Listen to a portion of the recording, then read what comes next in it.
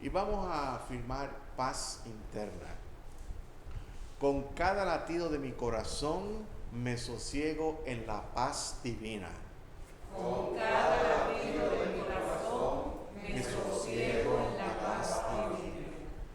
Con cada latido de mi corazón me sosiego en la paz divina. Afirmemos guía. Paso a paso soy guiado divinamente a una vida nueva y satisfactoria. Paso a paso soy guiado divinamente A una vida nueva y satisfactoria. Paso a paso soy guiado divinamente a una vida nueva y satisfactoria. Ahora afirmemos sanación. El poder sanador de la vida divina en mí me fortalece y revitaliza.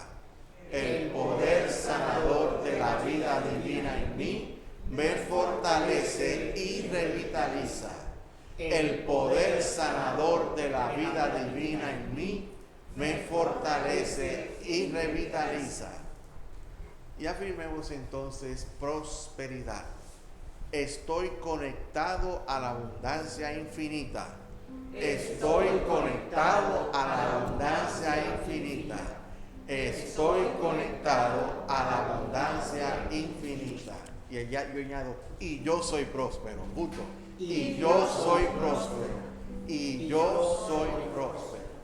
Y vamos a afirmar paz mundial.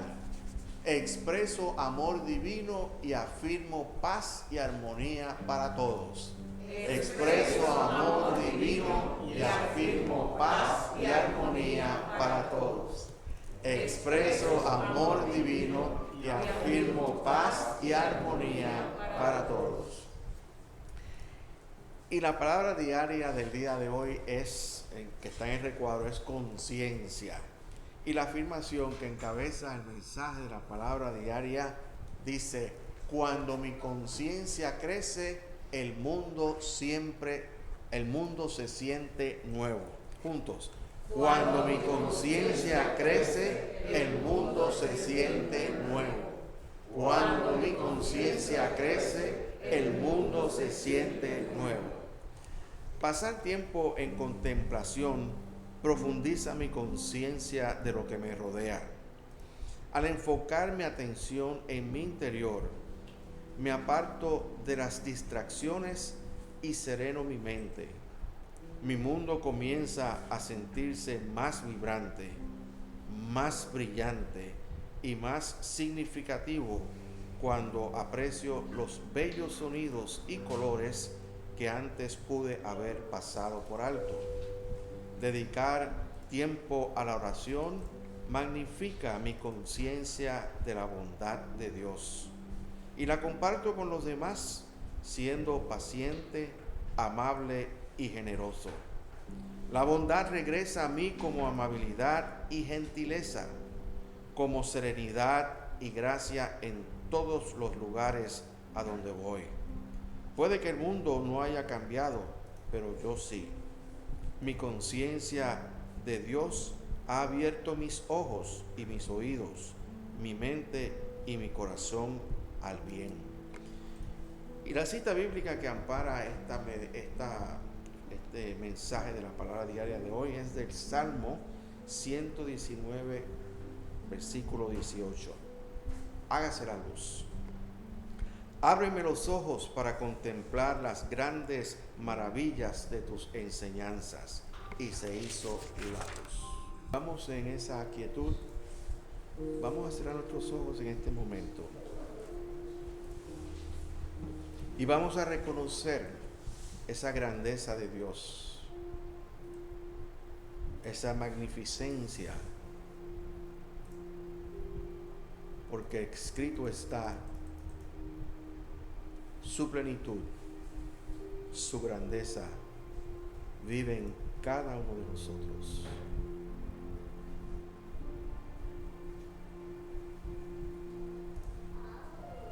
Y a medida que visualizamos todo el espacio, todo el universo, vemos su plenitud, en cada punto del espacio a la misma vez.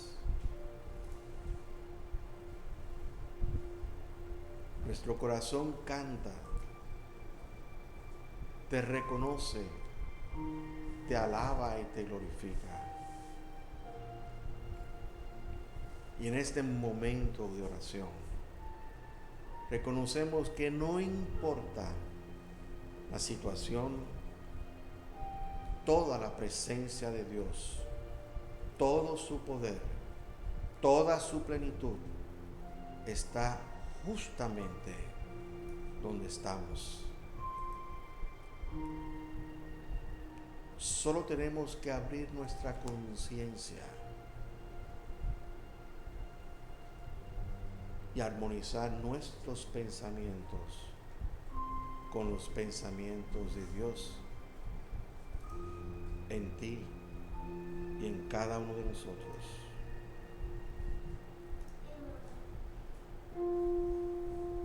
Sabemos, querido Dios, que tú eres la respuesta que andamos buscando,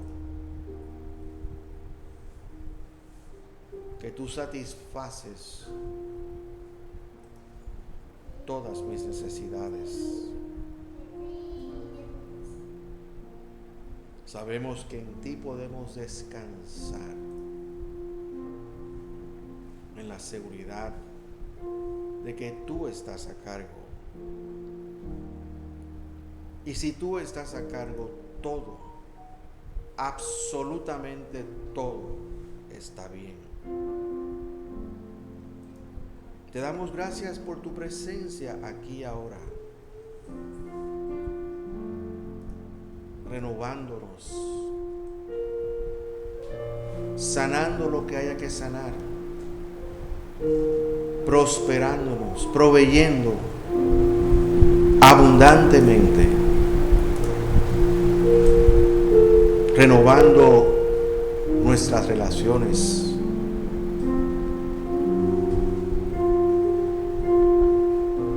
Sabemos que grande eres tú. Grande eres tú. Grande es tu Hijo amado, ese Cristo morador. Grande es.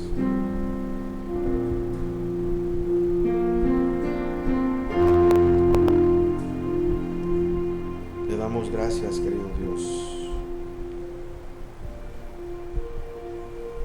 Se oye tu voz en todas partes y tu bien es omnipresente, porque detrás de toda situación estás tú, buscando expresarte más dentro de tu propia creación. Por eso te cantamos, te alabamos, te bendecimos, porque sabemos que grande eres tú. Y por esto y por mucho más, decimos todos juntos, gracias Padre. Gracias Maestro Jesucristo. Gracias Espíritu Santo. Amén, amén y amén.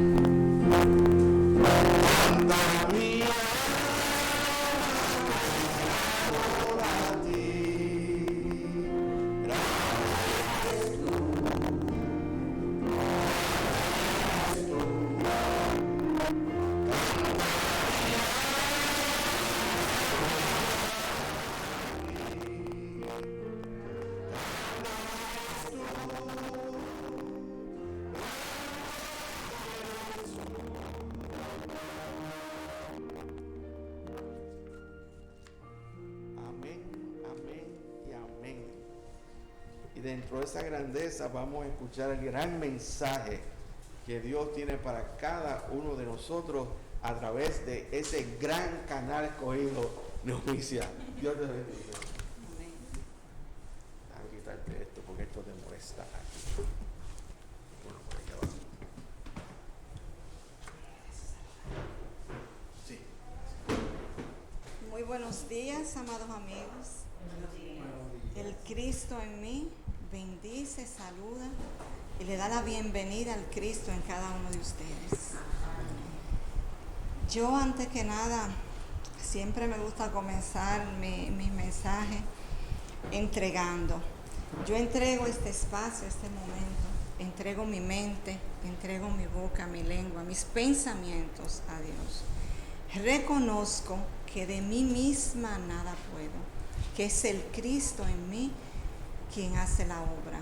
Y entiendo que este es un mensaje para mí primero que para nadie más.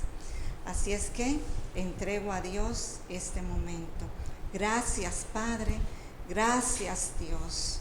Gracias, Espíritu Santo, por estar aquí moviéndote en cada uno de nosotros. Amén. Amén. Y el título del mensaje que Dios tiene para nosotros es El milagro de Sarepta. Y a lo mejor ninguno de ustedes ha oído hablar de Sarepta, pero vamos a hablar ahora de una historia bíblica de Elías y la viuda de Sarepta. Ustedes saben que estos mensajes estamos trabajando este mes, ¿verdad?, con los cuentos, las historias bíblicas. Y estas historias las relacionamos metafísicamente con cada una de los acontecimientos de nuestras vidas. O sea, la leemos blanco y negro, pero después interpretamos qué nos dice en el momento. No necesariamente lo que te dice hoy es lo que te va a decir mañana o dentro de 10 años. Yo leo y después digo, y en serio, y esto era, porque ya nuestro estado de conciencia va cambiando y porque sencillamente son los mensajes que Dios tiene para nosotros en cada momento de nuestras vidas. Y este mensaje se encuentra en Primera de Reyes 17, del 8 al 16. Lo vamos a leer, hágase la luz. Yo lo voy a leer de aquí porque de lejos no veo muy bien. Vino luego a él palabra de Jehová diciendo: levántate, vete a Sarepta de Sidón y mora allí. He aquí, yo he dado orden allí a una mujer viuda que te sustente. Y yo diría, que te reciba. Entonces él se levantó y se fue a Sarepta, y cuando llegó a la puerta de la ciudad, he aquí una mujer viuda que estaba allí recogiendo leña, y él la llamó y le dijo: te ruego me traigas un poco de agua en un vaso para que yo beba. Y yendo ella para traérsela, él la volvió a llamar y le dijo: te ruego que me traigas también un bocado de pan en tu mano. Y ella respondió: vive Jehová tu Dios, que no tengo pan cocido, solamente un puñado de harina tengo en la tinaja y un poco de aceite en una vasija. Y ahora recogía los leños para entrar y prepararlo para mí y para mi hijo, para que lo comamos y no nos dejemos morir, entiendo yo, ¿verdad? Porque no se escribe así.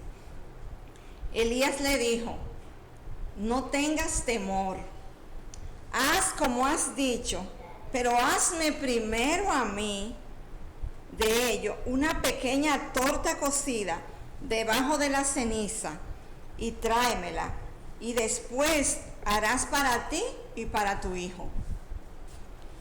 Porque Jehová, Dios de Israel, ha dicho así: la harina de la tinaja no escaseará, ni el aceite de las vasijas disminuirá, hasta el día en que Jehová haga llover sobre la faz de la tierra.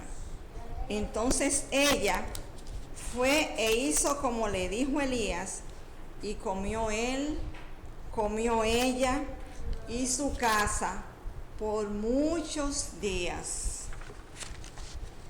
y la harina de la tinaja no escaseó, ni el aceite de la vasija menguó, conforme a la palabra que Jehová había dicho a Elías. Y se hizo la luz.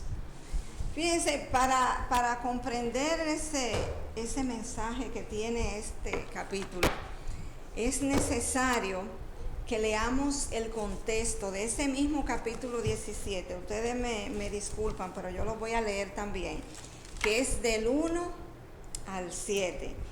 Y dice que Elías anuncia una sequía. Hágase la luz. Entonces Elías, Tisbita, que era de los moradores de Galaad, dijo a Acab: vive Jehová Dios de Israel, en cuya presencia estoy. Imagínense. Oiga, decirle a un rey que encima ustedes van a oír el desarrollo, que no creía en Jehová, decirle: estoy en presencia de Jehová, y viva Jehová, o sea, alaba a Jehová delante del propio rey.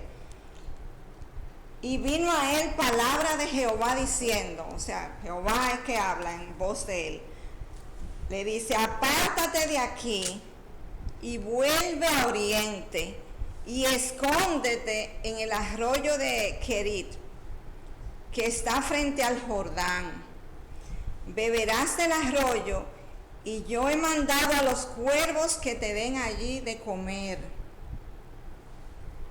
Y él se fue y hizo conforme a la palabra de Jehová, pues se fue y vivió junto al arroyo de Kerit, que está frente al Jordán. Y los cuervos traían comida, pan y carne por la mañana, y pan y carne por la tarde. Y él bebía directo del arroyo. Cuando pasaron algunos días, el arroyo se secó, porque no había llovido sobre la tierra. Y de eso yo le voy a hablar ahora. Había una gran sequía en el pueblo de Israel, porque ellos se habían degenerado, eran adoradores de dioses, eran baalistas. Y vino una hambruna también, porque imagínense, al no haber agua, al estar secos los arroyos, los ganados no bebían, y la producción agrícola también se secó. Entonces estaban en una situación, duraron 3 años en esa situación de hambre. Y es bueno que hagamos sepamos un poquito del contexto histórico.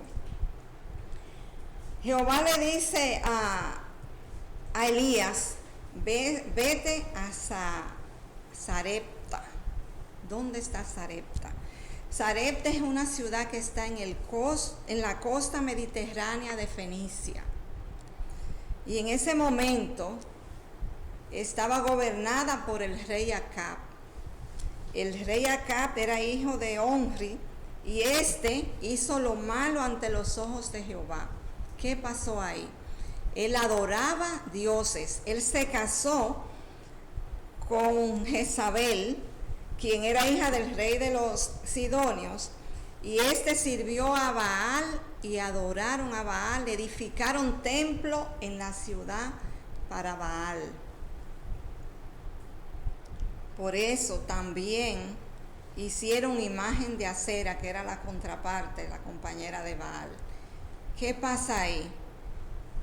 Hicieron lo malo ante los ojos de Jehová. Fue el peor rey que hubo. Por eso fue la gran hambruna y la sequía de 3 años. Entonces yo me preguntaba y buscaba mucho, ¿de dónde aparece Elías? Y Elías era el profeta, un profeta de Dios, porque no todos en el pueblo eran baalitas. También habían creyentes de Jehová, seguidores, adoradores de Jehová allí. No todos eran baalistas. Entonces Jehová le manda este profeta para que lo termine con el baalismo, para que comience el fin del baalismo en el pueblo, para que haya un cambio de conciencia en ese pueblo. Y yo buscando, ya esto es la historia, ¿verdad?, en blanco y negro, ¿Qué significa? Buscando en los diccionarios y buscando en internet, ¿de dónde sale Elías y qué significa Elías? Y Elías significa mi Dios es Yah, mi Dios es Jehová. Y fue uno de los más grandes profetas del siglo IX antes de Cristo. El ministerio de Elías en ese momento marcó el fin del baalismo. Comenzó el cambio de conciencia, comenzó a cambiar la conciencia. De hecho, los milagros de él se cuentan, o sea, tendríamos que hacer, yo diría que varios mensajes para hablar de la cantidad de milagros que Elías hizo durante sus profecías. Él fue el único profeta que se trasladó, se dejó la tierra sin morir. Fue trasladado por Dios. Recuerden aquel carro de fuego, seguro ustedes han oído las historias. Pues ese fue Elías, el protagonista de eso. Él predijo esa sequía por 3 años. Y peor aún, él le dijo al mismo rey que si no era por oración de él, la sequía no iba a terminar.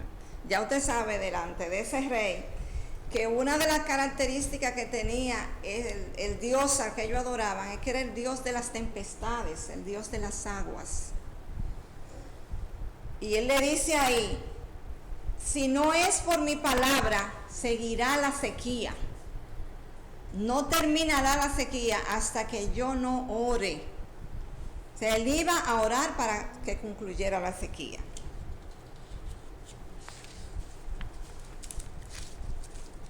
En el diccionario metafísico, la palabra reveladora, yo busqué qué significa la viuda, porque la viuda aquí juega un papel importantísimo. Ustedes oyeron el relato, ¿verdad?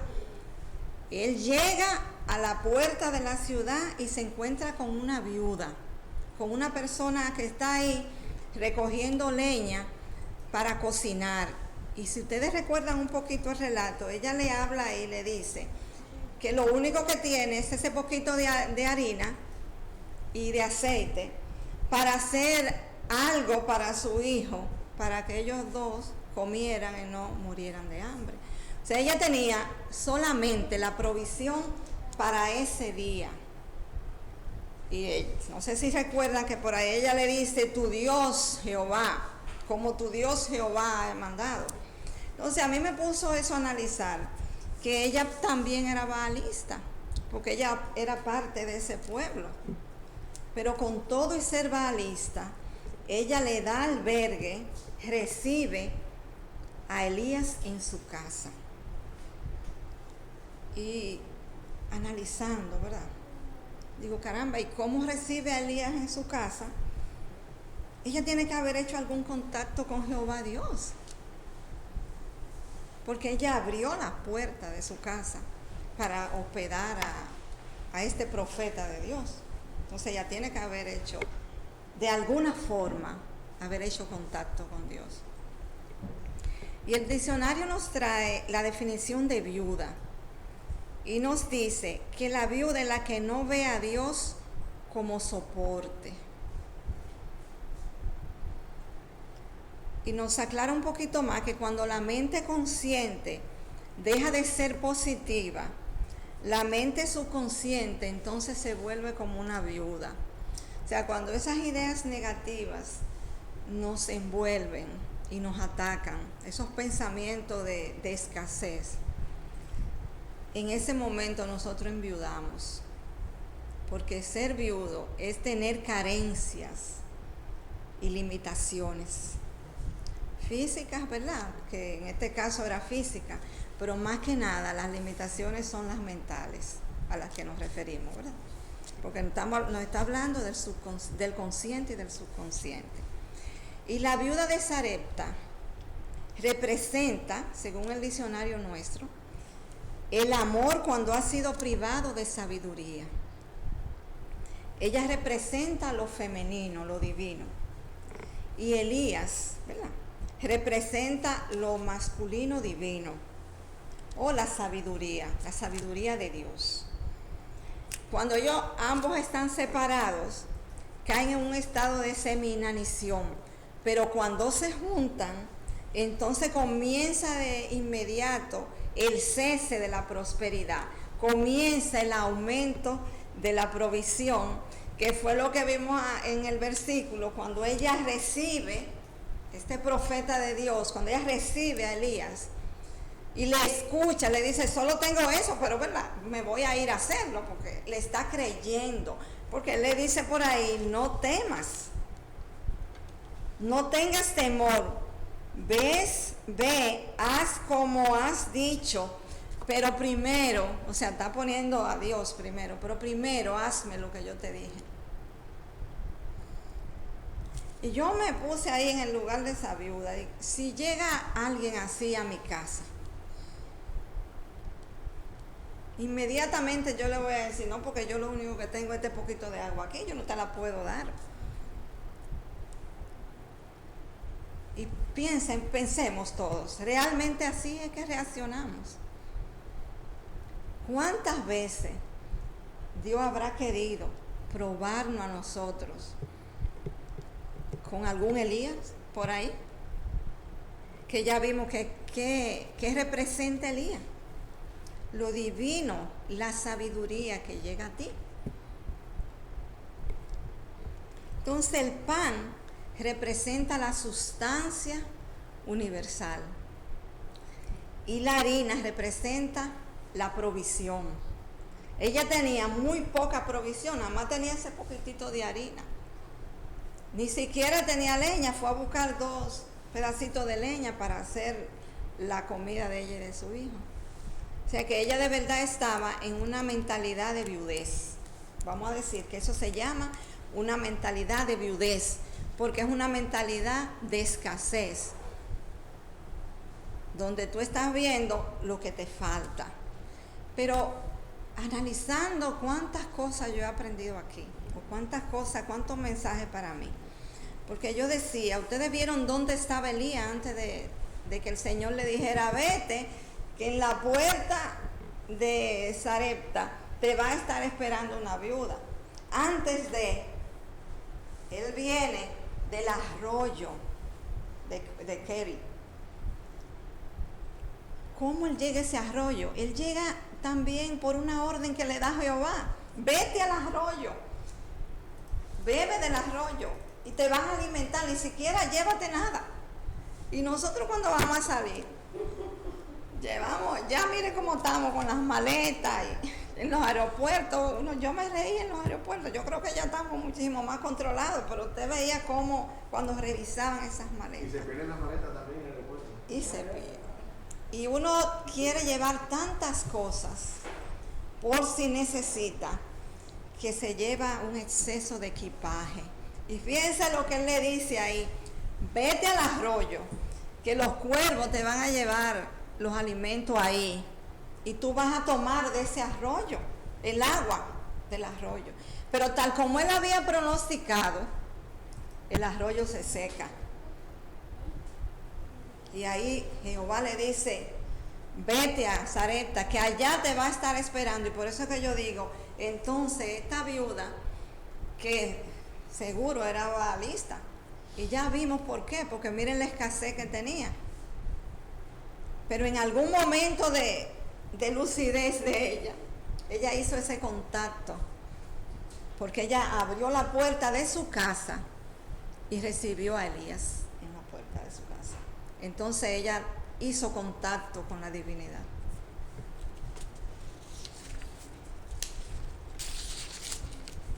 Dice el versículo 12, vive Jehová tu Dios. Y cuando yo leí, vive Jehová tu Dios, es porque entendí, entonces Jehová no es el Dios de ella. No estaba reconociendo a Dios como Dios de ella. Estaba diciendo, vive Jehová tu Dios. La fe de ella definitivamente no estaba en Jehová. Pero ella le creyó a este extranjero que llegó. Lo hospedó y hizo tal cual él le dijo. y fue a buscar su única porción de harina. Y cuenta la escritura, dice aquí, que la tinaja no escaseó ni el aceite de la vasija menguó. Comió ella, comió Elías, comió toda la familia por varios días.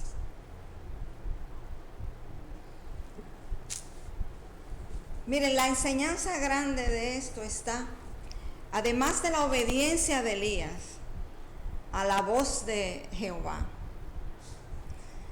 en la confianza que ella depositó en ese momento en él, porque ella no entendía nada.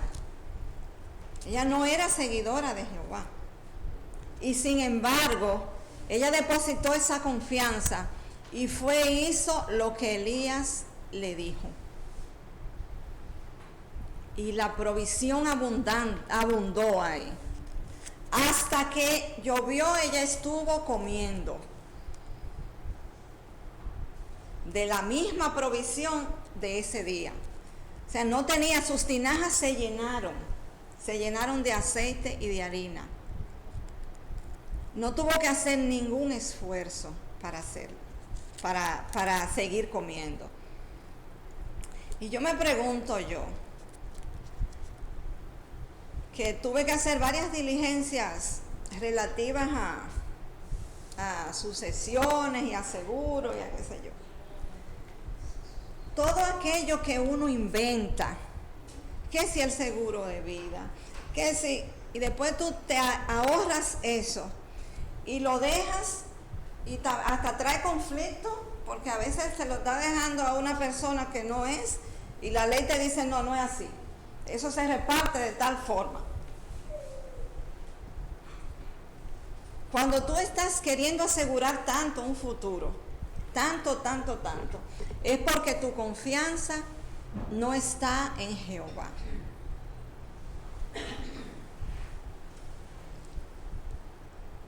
No estoy contra los ahorros ni contra los seguros. Pero cuando tú te decides a creerle a Dios como se decidió Elías, en tu conciencia está la seguridad que aunque la harina de la tinaja esté solo con la provisión de hoy, la de mañana llegará ahí. Si no, tenemos el ejemplo del maná, cómo llegaba el maná. Y este mismo ejemplo ahora de Elías, los cuervos iban, y yo me imagino un cuervo, un pájaro con algo en la boca, iban y le llevaban en la mañana y le llevaban en la noche. En ningún momento se cuenta ahí de que se tardó, de que le cogió ningún tapón, ni nada por el estilo.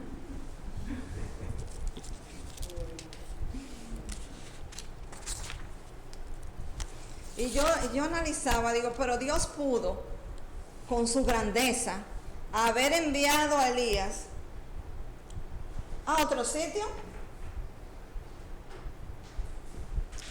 ¿No creen ustedes? Porque Dios todo lo ve, todo lo sabe. Pudo haberle dicho, no, Elías, tú te vas a ir, vete para aquel palacio. Pero el milagro también era para la viuda.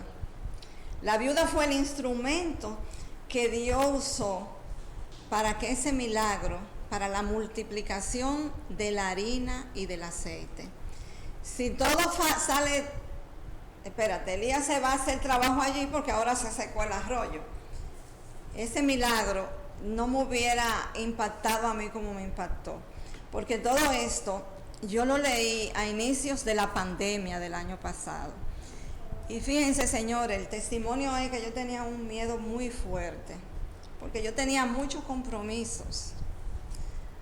Lo que tenemos negocios que no son muy grandes, tenemos compromisos que tenemos que seguir cumpliendo, aunque esté cerrado el negocio. Hay compromisos que están ahí. Cuando anunciaron esto, yo estaba comenzando a dar la clase de Biblia con el maestro Cornelio. Y precisamente iba leyendo aquí, y leí y me devolví, digo no. Pero esto es un milagro lo que ha pasado aquí. Eso es un regalo para mí. quiere decir, porque yo estaba renuente a irme a mi casa. Usted se tiene que ir a su casa. Y yo estaba con miedo. ¿Con miedo de qué? De lo que podría pasar. Que yo no sabía qué era, pero ustedes saben cómo comienza la mente de uno a edificar cosas. Yo me leo esto y digo, pero si él, porque yo me leí primero lo del arroyo, si él en el arroyo bebía y ahí le llevaban la comida, ¿a qué le temo?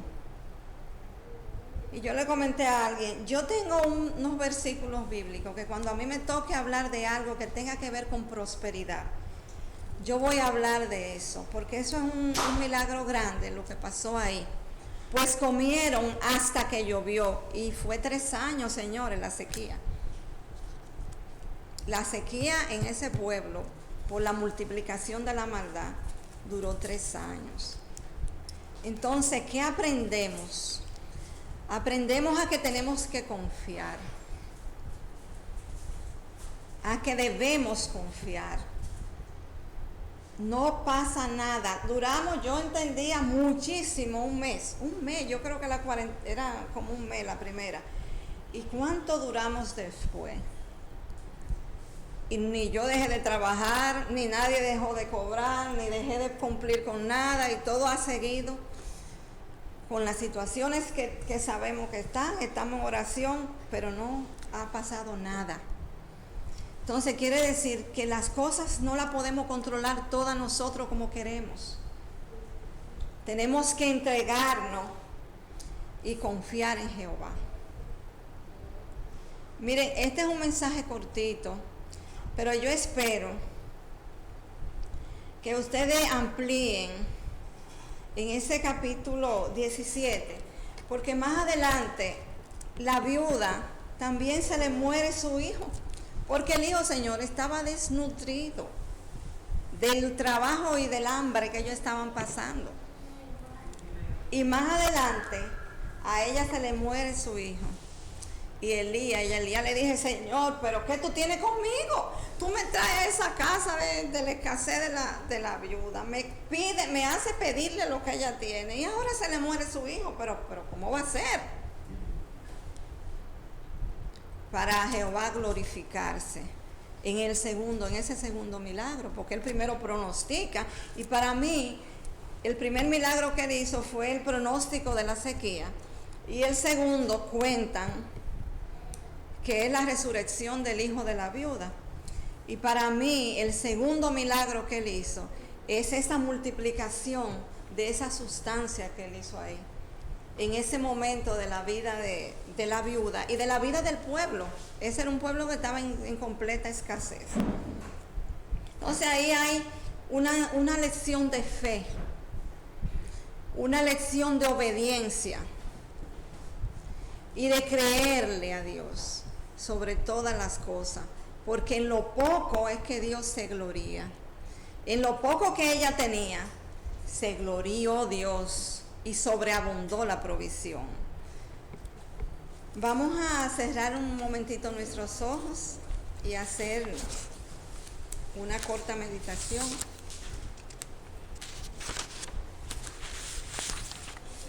Tomemos una respiración profunda y suave.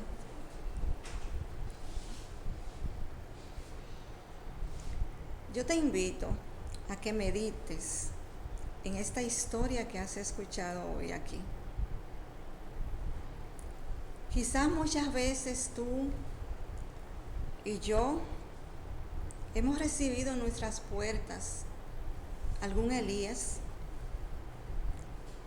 que no ha pedido aquello que creíamos que era lo único que teníamos para vivir, que era nuestro último bocado de harina y de aceite. Y quizás hayamos sentido temor de entregarlo. Quizás hayamos temido porque escaseara para nuestras vidas eso que estamos entregando.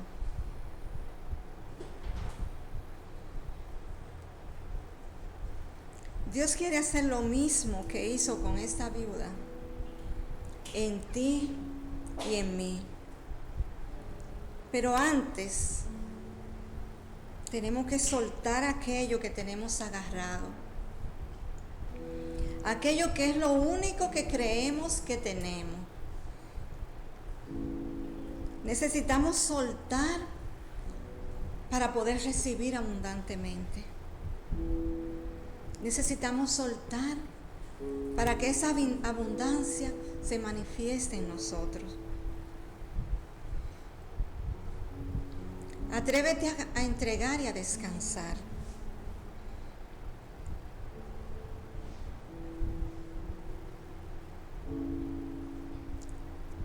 Atrévete a descansar y a tener confianza en que Dios se gloría en lo poco y te sobreabunda hasta que la lluvia caiga.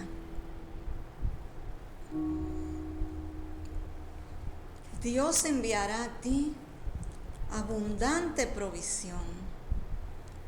Dios enviará a ti, a través de esa viuda, amor, paz, pero antes tiene que recibir a Elías en tu casa. Tiene que recibir esa sabiduría de Dios.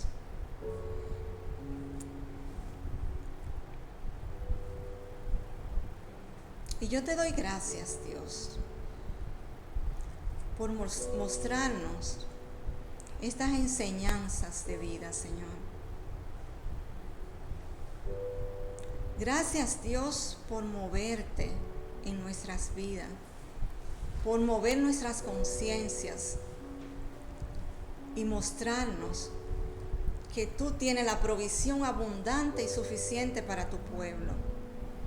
Que aunque la harina escasee por un momento y el aceite merme, tú tienes abundante provisión para nosotros. Por eso te doy gracias, Señor, por abrir nuestros ojos espirituales, por abrir nuestra conciencia y ver en cada persona a un Elías de parte tuyo. Gracias, Señor, por tu presencia en nuestras vidas.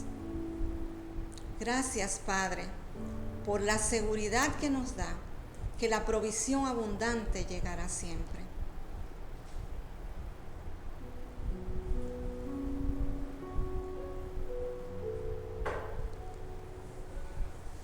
Y tomamos nuevamente otra respiración profunda.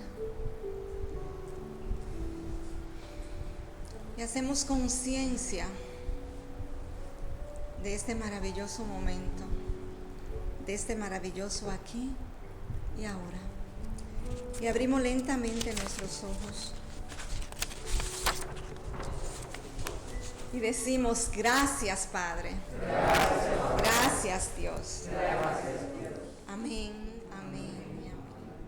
Y yo voy a hacer un breve resumen de la enseñanza principal para mí de este mensaje, de este capítulo.